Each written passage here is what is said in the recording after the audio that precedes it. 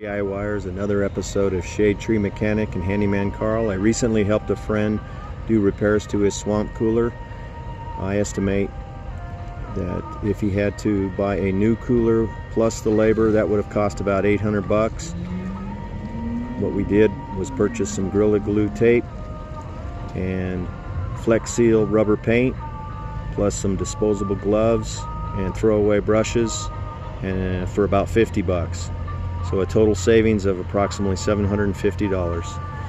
And so we're going to go inside and take a look at those two products. Alright, here's the Gorilla Glue waterproof patch and seal tape, 4 inches wide, 10-foot roll. This was put down first to cover several holes that were in the rusted metal of the swamp cooler pan, and to seal around the bottom area of the pan and all other weak spots. So this was put down first after clearing out all of the loose material and as much of the rust as I could. And it costs about $13. After putting down the Gorilla Glue tape, I put down 2 coats of this Flex Seal rubber paint. I chose white. Sealed up the entire pan and as much of the rust that I could find inside the pan, all the rusted spots, to again using the disposable brushes and the throwaway gloves. Price for this 30 bucks for a quart, and 1 quart did the job for that particular pan. So total price between the Gorilla Glue tape, the Flex Seal paint, the brushes, the gloves, I estimate about $50. So after removing the old cooler paint that came off in pieces, and I scraped down as far as I could with a scraper and a wire brush, I went ahead and I purchased a set of these wire wheels. Basically, they all get Harbor Freight. You can buy a variety of different sizes, all of them you see here. I think it was for 10 or 12 bucks.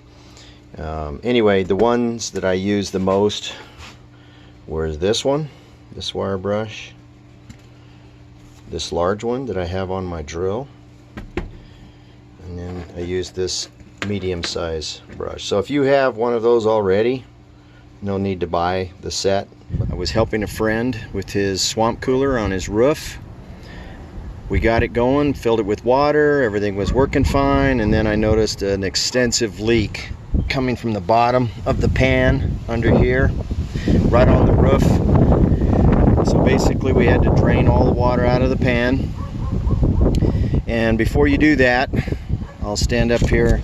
You want to make sure you attach a garden hose to the bottom right here from the standpipe, so it won't flow down the roof and ruin the shingles. You can tell there was already some water damage from before. Not extensive, more discoloration than anything else. So attach a garden hose to the bottom of the standpipe here. Drain all the water out. Right, I had to let it dry for a couple of days. I came back. I brought my shop vac with me, and I noticed that the existing black cooler paint was dried and crumbly in a lot of places. So I broke that up with a scraper and a screwdriver. It was very gentle not to puncture any holes in the existing sheet metal. And I noticed when it was, well, once I got all the old cooler paint and a lot of the rust removed, I noticed there were some soft spots in the metal, basically rust spots.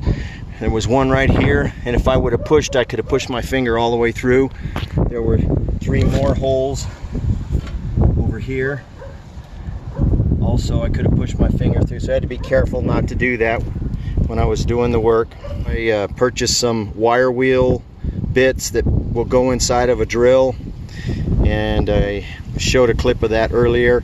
So I used that to scrape away as much of the loose paint, some of the rust, and the rest of and some of the cooler paint that was in here, and try to get it as much as, it wasn't a perfect job, but got as much as I could. And then I applied the first thing I did was apply that water seal Gorilla tape, that 4-inch wide tape. It's an excellent product. So I cut pieces to go about 1 inch over on either side lengthwise, then cut basically from the end to this point here, right down the middle of that 4 inches. Same thing over here. And then before you peel the plastic away on the tape, fold that tape in half so it's 2 inches width when you fold it. All right, that's very important because that crease goes right in here. So 2 inches will be up here, 2 inches will be down here, and the crease will be along where you fold the tape. And the reason you cut the tape in half here is so you can fold around what overlaps here and goes here. So I did that all the way around the base of the cooler pan, the swamp cooler pan.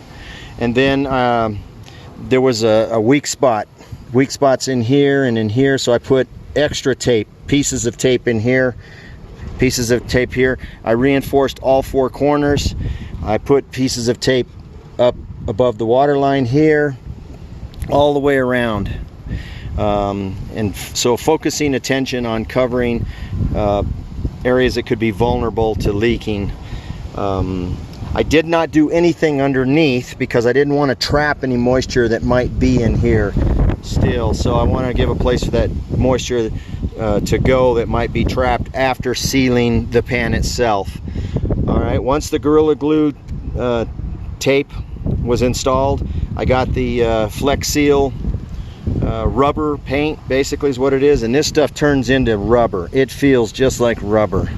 All right, I applied 1 heavy coat with a throwaway brush, wearing gloves, all the way around in the pan. I painted up the vertical points here where there was rust. I tried to get as much of the rust. I missed a few minor spots, but as much of the rust as I could. There was rust right here, the base of the squirrel cage. So I tried to cover as much rust.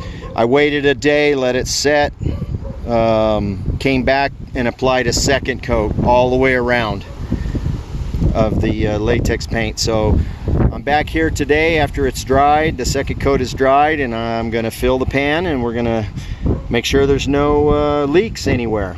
So before doing any work, obviously, is unplug the motor and unplug the pump, which plugs in inside the cooler.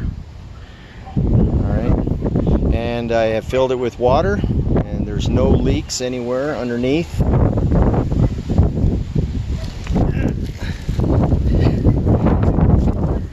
You can see how bad it was rusted. There's no leaks anywhere underneath.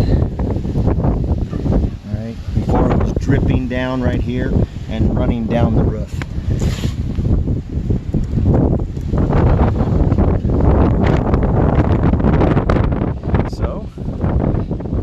Looks like it's going to be just fine.